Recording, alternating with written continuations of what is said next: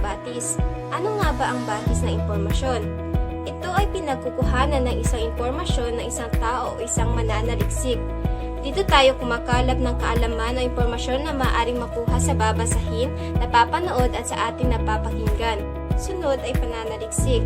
Ito ay tapat at totoo ng mga impormasyon sinusugan ng pinagtitipid ng kaisipang hinango. Ito ay masusing pagsisiyasat at ito ay may detalyadong definisyon. Bibliografiya, ilistahan ng mga ginamit na sanggunian sa pagsasaliksik na inaayon ng kronolohikal. Ito'y listahan na makikita sa dulong bahagi ng isang libro, ulat o papel na pananaliksik. Ito'y nakaayos ng paalpabeto batay sa apelyido ng author. University of the Philippine Diliman Journals Online. Ito'y libreng online service na naglalaman ng mga journal sa UP Diliman, kabilang na dito ang Daluyan at Lagda. Daluyan. Ito'y referred journal na inilalathala 2 beses kada taon. Ito'y mailayuning paunlarin ng pag-aaral, pananaliksik tungkol sa wika, panitikan at kulturang Pilipino. Lagda. Ito'y referred journal na inilalathala 2 beses sa isang taon. Layunin nitong paunlarin ng pag-aaral, pananaliksik tungkol sa wika, panitikan at iba pa. Layunin nitong pagyamanin ang diskurso sa iba't ibang disiplina gamit ang wikang Filipino at ibang wika sa Pilipinas. UP. Layunin nitong paunlarin at palawakin ang pag-aaral tungkol sa sariling atin gaya ng ating wika, kultura at iba't ibang disiplinang kapaloob dito. Katipunan. Tunguhin nitong maging mapanuri at matalas na pagdayalogo ng wika, panitikan at araling Filipino sa iba't ibang larangan ng kultura at wika at panitikan ng ibang bayan at iba pa gamit ang wikang Filipino. Daloy. Ito ay isang journal na pangwika at pampanitikan ng Departamento ng mga Wika ng Pilipinas sa Pamantasan de la Salle na taunang nililimbag. Halimbawa nito ay ang panunuring pampanitikan. Hasaan. Tampok dito ang mga artikulong nakatuon sa Filipino bilang larang ng kaalaman mula sa mga mananaliksik at scholar sa bansa. Ito rin ay taunang nililimbag. Layag. Ito'y opisyal na journal ng Departamento ng Psikolohiya ng Pamantasan ng De La Salle. Matutunghayan sa journal na ito ang mga artikulong nakasulat sa mga wikang Filipino at Ingles bilang pagtataguyod sa patakarang bilinggual sa paggamit ng wika. Malay. Ito'y 2 beses nililimbag sa isang taon. Nagtatampok ito ng mga papel, research at artikulong naglalahad ng mga kaisipan at kaalaman mula sa iba't ibang disiplina. Tama o mali? Ayon kay Abisames et al. 2001, mahalaga ang pagtatala at pag-oorganisa ng mga nakalap na datos sapagkat kung hindi tiyak, pabalik-balik sa aklatan para lamang tiyakin kung tama ang pagkakasapi. Ito'y tama dahil mahalaga ang pagtatala at pag-oorganisa ng mga nakalap na datos sapagkat kung ito'y hindi tiyak, mayroong posibilidad na makalimutan natin ito at babalik naman tayo sa simula. Pag naghahanap ng datos, siguraduhin na itala ito ng maayos at naorganisa nang sa gayon ay mapadali ang pananaliksik. Tama o mali? Mahabang panahon ang ginugugol sa pananaliksik. Ito'y tama dahil pinaglalaan na talaga ang pananaliksik ng sapat na panahon at iba yung pag-ingat. Dahil kung hindi, ay hindi magiging matagumpay ang pananaliksik at hindi magiging matibay ang mga resulta at konklusyon. Tama o mali? Mainam na paghanguan ng impormasyon ng mga lathalain o journal mula sa iba't ibang universidad. Ito'y tama dahil ito'y mainam sapagkat napapatibay nito ang ating ginawang pananaliksik. Ito rin ay magsisilbing proof of ebidensya sa ating ginawa. Tama o mali? Sa pagbuo ng pananaliksik o anumang impormasyong nais ipahayag, nangangailangan na patotoo, wasto at balido ang mga datos na kakailanganin. Ito'y tama dahil sa pagbuo ng pananaliksik o anumang impormasyong nais ipahayag, ang mga datos na nakalap ay dapat katanggap-tanggap. Hindi ito dapat maging isang teorya lamang o kaya na may gawa-gawa. Mga uri ng batis na impormasyon. Primaryang batis, ito'y may mga detalye o impormasyong hango sa taong nakasaksi sa pangyayari, mga detalye na bigay mismo ng taong pinag-uusapan. Halimbawa, biktima, salarin, saksi, manonood, tagapakinig at iba pa. Sekundaryang batis, ito ay impormasyong hango sa pangunahing batis, halimbawa, dyaryo, mga libro, radyo, pinagkwentuhan. Salitang kasaysayan, ito ay kasaysayang sinambit ng bibig, halimbawa, interview at pagsasalita. Nationalist perspective, pagtingin ng perspektiba na naaayon na mas pabor sa isang bansa. Kasaysayang lokal, ito ay kasaysayang nagmula sa ating lugar, halimbawa, kasaysayan ng Cotabato City. History from below, naglalayong makakuha ng impormasyong nanggaling sa mga ordinaryong tao, halimbawa, survey at palatanungan. Pantayong pananaw, ito ay isang metodo na pagkilala kay kasaysayan at kalinangang Pilipino. Halimbawa nito ay pantayong pananaw sa kasaysayan ng Pilipinas. Pansilang pananaw, sa perspektiba nito nakuha o pinagpapatuloy ng kasalukuyan ng antropologong Pilipino. Ang huli ay pangkaming pananaw. Halimbawa nito ay ang nagawa ng mga propagandista tulad ni Rizal, Luna at iba pa bilang pamamaraan sa paglilinaw ng kabihasnan natin. Halimbawa nito ay ang noli me tangere at el filibusterismo. Mga hakbang sa pagpili ng batis ng impormasyon at pagsasalin. Una, kailangan nating tukuyin kung anong uri ng mga impormasyon o datos ang ating kailangan, gayon din ang klasifikasyon kung saan natin ito maaaring matagpuan, kung anong hanguang elektroniko o kung saan mang silid-aklitan. Tatlong yugto sa pagpili ng batis ng impormasyon. Unang yugto, panimula ng paghahanap. Sa yugtong ito, magsisimula na tayong maghanap ng maaari nating gawing source of information o batis ng impormasyon. Ito ay maaaring card catalog, sangguniang aklat, bibliography, index, o kung ano pa mang hanguang elektroniko. Ikalawang yugto, pagsusuri. Sa yugto namang ito ay sisimulan na nating suriin ang mga nalikom nating babasahin mula sa unang yugto. Ito ay kinasasangkutan ng browsing, skimming at scanning ng mga aklat, artikulo at paghahanap ng citation mula sa mga babasahin. Ikatlong yugto. Sa yugtong ito, mahalaga ang pagsasagawa at paghahanda ng mga tala ng mga impormasyon o datos mula sa mga nalikom nating impormasyon sa mga sangguniang aklat at mga babasahin na ating nahanap at nasuri mula sa unang dalawang yugto. Pagsasalin.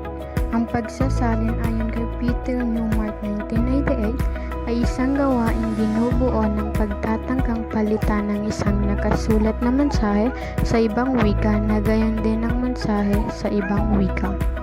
Sa madaling salita, ang pagsasalin o paglipat ng isang salita tungo sa isa pang salita ay upang mas maintindihan ito ng mga taong hindi nagsasalita ng orihinal na wika. Dalawang wikang kasangkot sa bawat pagsasalin. Simula ang lengguwahe o tinatawag sa Ingles na source language or SL na ginagamit sa teksto na orihinal. Tunguhang lengguwahe o tinatawag sa Ingles na target language or TL na ginagamit ng tagasalin.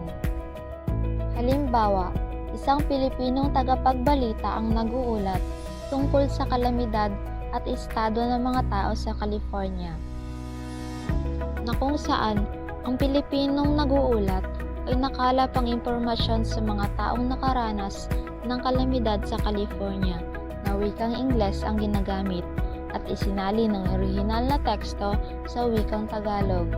Simula ang lengguwahe, Ingles, tunguhang lengguwahe, Tagalog. Kahalagahan ng tagasalin. Mahalagang maisalin ng iba't ibang saliksik ng mga Pilipinong sayentipiko tungo sa wikang pambansa upang maging accessible ang kaalaman sa bawat saliksik sa lahat ng Pilipino. Ang mga kaalamang mahalagang taglayin ng isang tagasalin. Una, sapat na kaalaman sa dalawang wikang kasangkot ng mga pagsasalin. Pangalawa, sapat na kaalamang paksang isasalin. Pangatlo, sapat na kaalaman sa kultura ng dalawang bansang kaugnay sa pagsasalin. Katangian ng isang tagasalin. Kakayahang nararapat na taglayin ng sinumang magnanais na magsalin ayon kay Lida at Silver. Sapat na kaalaman sa dalawang wikang kasangkot sa pagsasalin, sapat na kaalaman sa paksang isasalin at sapat na kaalaman sa kultura at dalawang bansang sangkot sa pagsasalin. Mga paraan ng pagsasalin. Ito ay ayon kay Peter Newmark upang maging mabunga at matagumpay ang pagsasalin. Number 1, pagsasaling salita sa salita. Ito ay ang literal na salin o dapat ang bawat salita ay may katumbas na kahulugan. Number 2, naturalisasyon. Ina-adapt muna ang normal na pagbigkas at matapos ang normal na morpolohiya sa target na wika. Number 3, leksikal na kasing kahulugan. Ibinibigay ang malapit na katumbas o angkop na kasing kahulugan sa target na wika na pinagmulang wika. Depende sa panggagamitan mo ng salita ang magiging kahulugan nito. Number 4, kultural na katumbas. Malapit o halos wastong salin kung saan ang isang kultural na salita ay isasalin sa katumbas ding salita na salita. Number 5, adaptasyon. Pinakamalayo sa lahat na kung minsan ay malayo na sa orihinal. Number 6, malaya. Walang kontrol na uri ng pagsasalin kung saan maaaring magdagdag o mababawas sa salita. Ito naman ay ang panghuli ay idiomatiko. Figure of speech na mayroon o walang katumbas na paghahalin tulad sa Filipino. Ang paraphrasing, paraphrases o paraphrase ay ang muling paghahayag ng kahulugan ng isang teksto o talata na gumagamit ng ibang mga salita. Ang isang paraphrases ay tipikal na nagpapaliwanag o nagbibigay liwanag sa tekstong ipinapahayag sa pamamagitan ng ibang pananalita. Sa madaling salita, ang paraphrasing ay nagbibigay ng mas malinaw na kahulugan ng isang teksto. Maaari siyang isalin sa mas malinaw na ibig sabihin sa pamamagitan ng pangungusap o ng ibang mga salita. Halimbawa, ang pahayag na ang hudyat ay pula, maaari siyang isalin sa mas malinaw na kahulugan sa pamamagitan ng pangungusap na kung saan ang ibig sabihin ay ang tren ay hindi pinapayagang dumaan dahil ang hudyat ay pula. Sa panghalimbawa, ang salitang masamang damo, maaari rin siyang isalin o ipaliwanag sa mas malinaw na kahulugan na kung saan ang ibig sabihin ay masamang tao.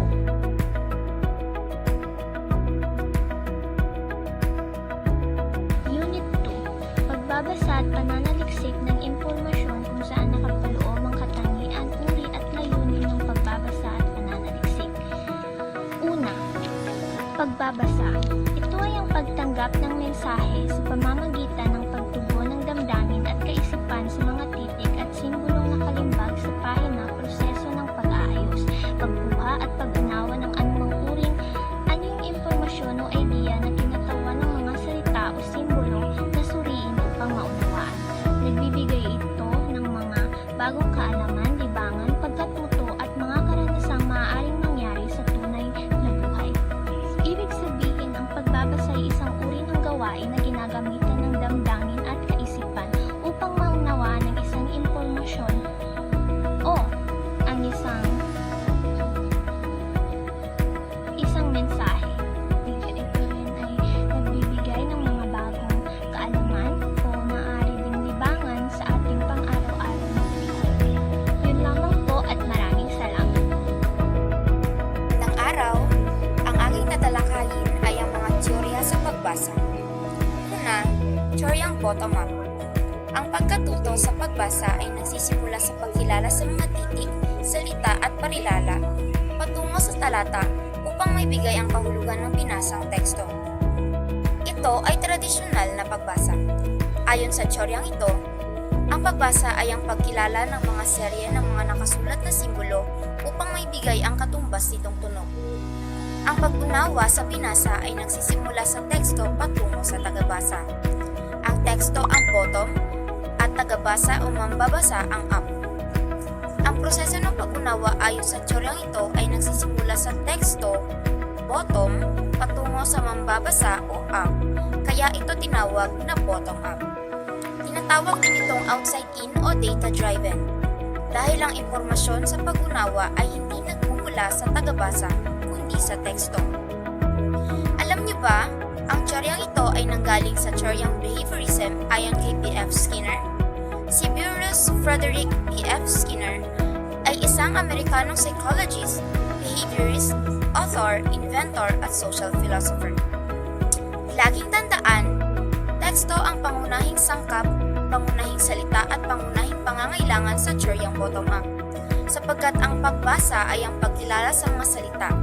Ang mambabasa ay isang passive na participant lamang ng proseso ng pagbasa dahil ang tanging tungkulin niya ay ulitin ang lahat ng mga detalyeng nakasaad sa tekstong kanyang binasa. Kinikilala muna ang serye ng sulat ang simbolo upang mabigyan ng katumbas na tunog. Ito ay ginagamitan ng inductive method o magmula sa teksto patungo sa utak. Ang ikalawang teorya ay ang teoryang top-down. Sa teoryang ito, nagsisimula sa kaisipan ng tagabasa o top patungo sa teksto o down, sapagkat ang ating kaalaman ang nagpapasimula sa pagkilala sa teksto. Nabuo ang teoryang ito bilang reaksyon sa naunang teorya, sapagkat napatunayan ng mga dalubhasa na ang pag-unawa ay hindi nagsisimula sa teksto kundi sa mambabasa tungo sa teksto. Ito ay pinaniniwala ang impluwensya ng psikolohiyang Gestalt na nagsasabing ang pagbasa ay isang prosesong holistic. Ito ay impluwensya ng psikolohiyang Gestalt na nagsasabing napaka-aktibo ng participant ng mambabasa sa proseso ng pagbabasa.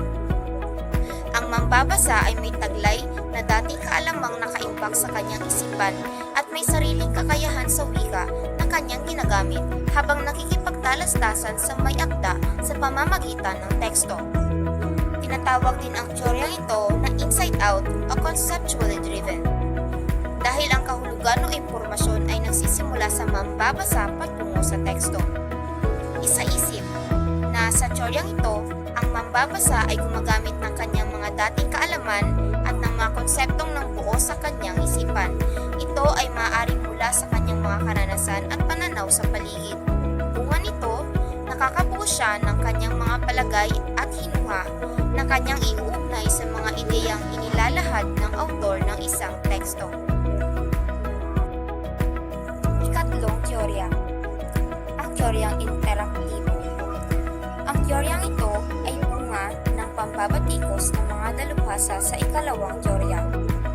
Ibig sabihin, hindi lamang ang teksto ang bibigyang pansin, kasama na rin dito ang pag-uugnayan ng sariling karanasan at pananaw o dating kaalaman. Ayon sa mga dalubhasa, mas mainam na pagsamahin ang teoryang bottom-up at teoryang top-down para lalong maging epektibo. Ayon sa mga proponent nito, ang top-down ay maaaring akma lamang sa mga bihasanang pumasa at hindi sa mga baguhan pa lamang. Higit na angkop daw ang kombinasyon ng top-down at bottom-up na nagpapahiwatig ng dalawang direksyon ng komprehensyon, itaas pababa at ibaba pataas. Ang tekstong ito ay kumakatawan sa wika at kaisipan. Dito nagaganap ang interaksyong autor sa mambabasa at ng mambabasa sa autor. Kung gayon, ang interaksyon ay may dalawang direksyon o bidirectional.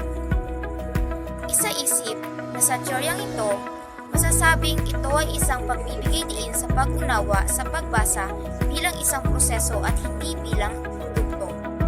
Sa teoryang ito, mahalaga ang larangan ng metacognition na nanghihinggil sa kamalayan at kabatiran sa taglay na kaalaman at sa angking kasanayan ng mambabasa. Ang tatlong salik ng pagbasa. Una, uri ng bokabularyo talasalitaan o kinds of vocabulary. Maaaring itong maging salik sapagkat maraming uri ng bokabularyo talasalitaan. Pangalawa, balagkas at estilo ng pagpapahayag. Maaari itong maging salik sapagkat maaaring hindi malinaw ang pagpapahayag ng mambabasa sa tekstong kanyang binabasa. Pangatlo, nilalaman o paksa ng binabasa o content subject matter. Maaari itong maging salik sapagkat maaaring hindi maayos na ipahayag ang nilalaman o paksa ng binabasa. Ang susunod na paksa ay tungkol sa mga uri ng pagbasa at pananaliksik ng impormasyon. Narito ang mga uri ng pagbasa: scanning, skimming, previewing, casual, pagbabasang pang-impormasyon, matiim na pagbasa, rereading o muling pagbasa at pagtatala. Scanning, ang mambabasa ay nagsasagawa ng paggalugat sa materyal na hawak tulad sa pagbasa sa mga susi ng salita o keyword, pamagat at subtitles, at hinahanap ang partikular na impormasyon sa aklat o anumang babasahin. Ang scanning ay palaktaw-laktaw na pagbuklat mabilis ang pagsulyap sa mga ito. Pangalawa, skimming, pinaraanan at pinakamabilis na pagbasa o paghahanap ng mahalagang impormasyon. Ang gumagamit ng kasanayang ito ay pahapyaw na binabasa ang mga pahiwatig sa seleksyon tulad ng pamagat at paksang pangungusap. Pangatlo, previewing. Sinusuri muna ang estilo at register ng wika ng may akda at saka babasahin ng buo ang teksto o babasahin. Kaapat, kaswal, pagbasa ng pansamantala o di palagian. Magaan ang pagbasa, halimbawa habang may hinihintay o pampalipas oras. Panglima, pagbasang pang-impormasyon. Pagbasang may layuning malaman. Ang impormasyon tulad halimbawa ng pagbasa sa pahayagan kung may bagyo sa hangarin na malaman kung may pasok o wala. Pang-anim, matiim na pagbasa. Ito ay uri ng pagbasa ng nangangailangan ng buong atensyon at maingat na pagbabasa upang ganap na maintindihan at makuha ang impormasyong kailangan para sa report, research at iba pa. Pang-pito, rereading o muling pagbasa. Paulit na pagbasa kung ang binabasa ay hindi gaanong maunawaan dahil sa mahirap na talasalitaan at pagkakabuo ng pahayag. Pang-walo, pagtatala. Pagbasang may kasamang paglilista o pagtatala ng mahalagang impormasyon, kaisipan o ideya bilang pag-iimbak o pangangalap ng impormasyon. Pananaliksik ng impormasyon, ito ay isang sayentipiko at sistematikong proseso ng pangangalap ng mga empirikal na datos o mahahalagang impormasyon na ginawa ng may pag-iingat, tulang kinikilingan upang malutas at mabigyan ng solusyon ang isang umiiral na partikular na suliranin. Layunin ng pananaliksik, makadiskubre ng bagong kaalaman, maging solusyon sa suliranin, umunlad ang sariling kamalayan sa paligid, makita ang kabisaan ng ginagamit na pamamaraan o estratehiya, mabatid ang lawak ng kaalaman sa isang partikular na bagay, makatuklas ng mga bagong kaalaman, matugunan ang mga suliraning hindi pa nalulutas, mapahusay ang mga umiiral na teknik, matuklasan ang mga hindi pa nakikita, higit na mabatid ang mga hindi pa nakikilala, makagawa ng mga batayan sa pagpapasya, masapatan o matugunan ang kuryosidad at mapalawak at matiyak ang kaalaman. Sa madaling salita, ang layunin ng pananaliksik ay upang mas makilala pa at malinaw pa natin ang ating mga sarili, makatugon sa mga suliranin at para na rin makatuklas ng mga dagdag na kaalaman o estratehiya na maaaring mapakinabangan ng mga mananaliksik maging ng buong komunidad, bansa at daigdig, maging ito man ay experimental o descriptive na uri ng pananaliksik. Kahalagahan ng pananaliksik. Benepisyong personal. Nalilinang natin ang ating mga sarili pagdating sa analytical at critical na pag-iisip na maaaring magamit natin habang tayo ay namumuhay. Benepisyong edukasyonal. Malaking tulong ito sa mga guro at mga mag-aaral sapagkat nadadagdagan ang mga dating kaalaman at napapaunlad ang mga estratehiya sa paglutas ng mga suliranin. Benepisyong profesional. Mas napaghahandaan natin ang ating karera sa hinaharap sapagkat nadadagdagan ang ating mga kaalaman na magagamit natin sa ating profesyon. Benepisyong pangkatauhan. Natututo tayong makibagay at makisalamuha sa iba't ibang uri ng mga tao habang tayo ay nakikipanayam upang makakalap ng mga datos. Benepisyong pambansa. Nagiging batayan ng mga pinuno ang mga resulta ng pananaliksik upang makabuo ng mabisang desisyon para sa ikauunlad ng kanilang mga nasasakupan. Po sa ating lahat, ang aking tatalakayin ay patungkol sa katangian ng mabuting pananaliksik at bahagi ng pananaliksik. Ang una ay systematic. Meron itong hakbang na sinusunod para makapunta o matuklasan ang impormasyon na kailangan mo sa iyong pananaliksik. Ang pangalawa ay ang kontrolado. Dito ay dapat hindi ito mabago ang mga variable na sinusuri, lalo na sa mga experimental na pananaliksik. Pangatlo ay empirical. Dito, ang mga datos na makakalap ay kailangang katanggap-tanggap at hindi lamang teorya at gawa-gawa lamang. Dapat ay mapanuri. Ang mga datos na nakakalap sa pananaliksik ay dapat suriin ng mabuti para maging accurate ang pananaliksik. Ang panglima ay objektibo lohikal. Anuman ang lumabas sa resulta ay hindi dapat mabago o maiba na galing sa sariling nating opinyon. Ang pang-anim ay gumagamit ng quantitative. Dito, ang pananaliksik ay gumagamit ng quantitative o statistical na metodo na nakalahad sa numerical na pamamaraan ang mga datos. Ito ay isang orihinal na akda. Isang orihinal na akda ang pananaliksik kung saan ikaw mismo ang naghahanap ng mga katotohanan o impormasyon sa iyong sinasaliksik. Ang pangwalo ay matiyaga. So, kailangan sa mananaliksik ay matiyaga para mahanap o makuha niya ang impormasyon na kanyang kailangan sa kanyang pananaliksik. Ang siyam ay nangangailangan ng tapang, kung saan ang mananaliksik ay kailangang maging matapang para makuha ang impormasyon na kailangan nila sa kanilang sinasaliksik o pananaliksik dahil hindi maiiwasan ang mahihirap na pagkuha. Ang huli ay isang accurate. Ang pananaliksik ay isang accurate na investigasyon o obserbasyon at description na ginagawa ng isang mag-aaral o ng nananaliksik. Ang pananaliksik. Ang pananaliksik ay binubuo ng 4 na kabanata. Kabanata 1, nakapaloob dito ang rasyonal, paglalahad ng suliranin, kahalagahan ng pag-aaral at batayang konseptual. Kabanata 2, nakapaloob dito ang disenyo ng pananaliksik, respondante, instrumento ng pananaliksik, at treatmento ng mga datos. Kabanata 3, dito nakapaloob ang pagsusuri, interpretasyon at paliwanag at pagsusuri. Kabanata 4, dito nakapaloob o nilalahad dito ng isa-isa at malinaw ang naging kasagutan sa bawat suliranin na naibigay sa simula ng pananaliksik.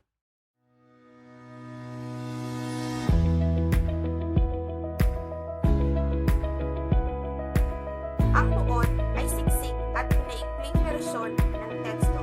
Isang diwa, sumaryo o pinaka-ideya. Tala ng isang individual sa sarili niyang pananalita ukol sa kanyang mga narinig o nabasang artikulo, balita, isyu, aklat, panayam, usap-usapan, at ito pa. Ang ibig sabihin nito sa madaling salita, ang buod ay ang pinasimple at pinaikling bersyon ng teksto. Mga kinakailangan sa pagsulat ng buod. Una, kailangan ang isang buod ay tumatalakay sa kabuuan ng orihinal na teksto. Ang ibig sabihin nito ay sa paggawa ng isang buod o sa pagsulat ng isang buod ay dapat napaloob dito ang mga kumpleto at mga mahahalagang detalye mula sa orihinal na teksto. At dapat napaloob din dito ang buong kaisipan mula sa orihinal na teksto. Pangalawa, kailangan na ilalahad ang sulatin sa pamamaraang neutral o walang kinikilingan. Ang ibig sabihin nito ay bilang isang mananaliksik o bilang isang manunulat, sa pagsulat o paggawa ng buod, nararapat lamang na ibahagi natin ang detalye nang wala tayong pinapanigan o walang kinikilingan sa mga isyu. Nararapat na ibigay ang detalye nang wala tayong pinapanigan sa bawat panig upang maiwasan ang bias o biases. Pangatlo, kailangan ang sulatin ay pinaiksing bersyon ng orihinal at naisulat sa sariling pananalita ng gumawa. Ang ibig sabihin nito ay sa pagsulat ng buod ay dapat ito ay sariling pananalita ng gumawa. Sariling salita ng gumawa ang gagamitin niya sa pagbuo ng isang buod. At dapat ito ay maikli lamang. Ngunit, tandaan na dapat ay ang buong kaisipan ng orihinal na teksto ay mananatili pa rin sa buod. Anong pagbubuod? Ano nga ba ang mga katangian ng pagbubuod? Madaling makilala ang isang buod dahil sa kanyang mga katangian. Katulad na lamang sa paggamit ng mga objektibong balangkas o mga simpleng salita na madaling unawain. Isa rin sa mga katangian ng pagbubuod ay ang hindi paggamit ng sariling idea o halimbawa na hindi nakalagay sa orihinal na teksto. Agad rin tinutukoy ang punto o pangunahing idea ng walang mga pasikot-sikot. Sa katangian ng pagbubuod, nakasad rin dito na hindi maaaring ulitin ang mga salita ng may akda at dapat na gumamit ng sarili mong salita. Hakbang sa pagbubuod. Sa pagbubuod, narapat na nabasa, napakinggan at naunawaan ang teksto. Bago mo maisagawa ang pagbubuod, kailangan tukuyin ang tema o ang mga susing salita at gawing simple at madaling maunawaan ng mga mambabasa. Hindi rin dapat nalalayo sa orihinal na teksto ang iyong mga salita at ideyang ginamit. Siguraduhin na pagsunod-sunod ng mabuti ang mga idea at salitang iyong ibabahagi sa mambabasa. Sa paggawa ng buod, dapat ring palitan ang unang panauhan na ginamit ng author ng siya o ang manunulat. Pag-uugnay ng impormasyon. Ang pag-uugnay ng impormasyon ay ginagawa upang mas maintindihan ang tekstong nais ipahayag. Maaari tayo dito maglagay ng sarili nating pananaw at opinyon. Maaari din magsadula dito para mas malawakang maintindihan at maunawaan ang impormasyon at mga kaalaman na ating nakalap. Naglalayon din ito na makatulong sa mga mambabasa o may akda upang lubos na maunawaan ang diwa at tema ng isang seleksyon at maisulat ang pangunahing kaisipan ng isang akda upang higit na maintindihan. Ito rin ay nakakatulong sa pagpapalinaw ng lohika at kronolohiya ng mga idea, lalo na sa mga hindi organisado o komplikadong paraan ng pagsulat ng teksto. Nang sa gayon, mapadali ang pag-unawa ng isang mambabasa sa isang kwento.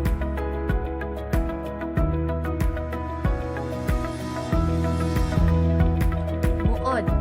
Ito ay ang pinasimple, pinagsiksik at pinaikling bersyon ng isang impormasyon. Pinipili rito ang pinakamahalagang punto, ideya at sumusuportang ideya o datos upang mas madaling maunawaan. Ang buod ay ang diwa, sumaryo at pinaka-ideya. Ang buod din ay isang pamamaraan kung saan ang isang manunulat o tagapagsalita ay sinasabi ang orihinal na teksto sa mas maikli, ngunit kumpleto at detalyadong paraan. Lagong sinopsis. Ito ay isang pagpapaikli o buod ng mga pangunahing punto, kadalasan ng fiksyon. Ito ay hindi nagbibigay o nagdadagdag ng sariling opinyon. Ang pagkakaiba ng lagom at sinopsis ay ang lagom ay isang uri ng pagsusulat kung saan ang isang kwento na isinulat ng ibang manunulat. Ito ay muling isinusulat sa pamamagitan ng paggamit ng sariling mga salita na iba sa gumawa ng kwento. Ito ay naglalaman ng pinakabuod o pinakadiwa ng isang kwento. Ang sinopsis naman ay buod, isang kwentong pinaikli lamang kung saan ang importanteng detalye ang nilalaman. Ang mismong sumulat nito ang maaaring sumulat ng sinopsis na kanyang gawa. Ito ay karaniwang matatagpuan sa likod ng mga libro. Good day po, ma'am. Ang title po na nakuha kong report ay Presi. Ang ibig sabihin ng presi, ang salitang presi ay ang katawagan sa pinakabuod ng ideyang isang sulatino o akda. Nanggaling ito sa wikang France or Francis na ibig sabihin ay pinaikli na pahayaga. Karaniwan itong hinahanap at ginagawa ng isang mambabasa upang magkaroon siya ng idea kung ano ang nais na ipahayag ng manunulat, lalo na sa puntong walang labis at walang kulang. Ang salitang presi ay galing sa Francis or France na lumang Francis na ibig sabihin ay pinaikli. Ito ang buod ng buod. Kumbaga sa katas ng niyog, ito ang kakanggata. Higit itong maikli kaysa sa buod at halos ang pinaka-thesis ng buong akda ang tinatalakay. Katangian ng presi, malinaw ang paglalahad. kumpleto ang mga ideya, may kaisahan ng mga ideya, may pagkakaugnay-ugnay ng mga ideya. Siksik sa 2 hanggang 3 pangungusap ang pinakahalatang puntos. Ang presi ay galing sa salitang prances or prance na ang ibig sabihin ay pran or cut down statement. Ibig sabihin, ito ay isang tiyak na paglalahad ng mga mahahalagang ideya ng isang mahanang proso o berso, gamit ang sariling salita ng nagbabasa. Nilalahad ang mga ideya ng akda sa paraang walang komentaryo o interpretasyon at sa parehong mood or tono at punto de vista ng orihinal na akda sa pinakamaikling paraan. Upang magabayan sa paggawa ng presi, maaaring sundan ang ilang mungkahi. Maaaring ang presi ay isang pangungusap o isang talata na maaaring ito ay sentral ng ideya o synthesis ng mahahalagang ideya. Thank you po. Synthesis.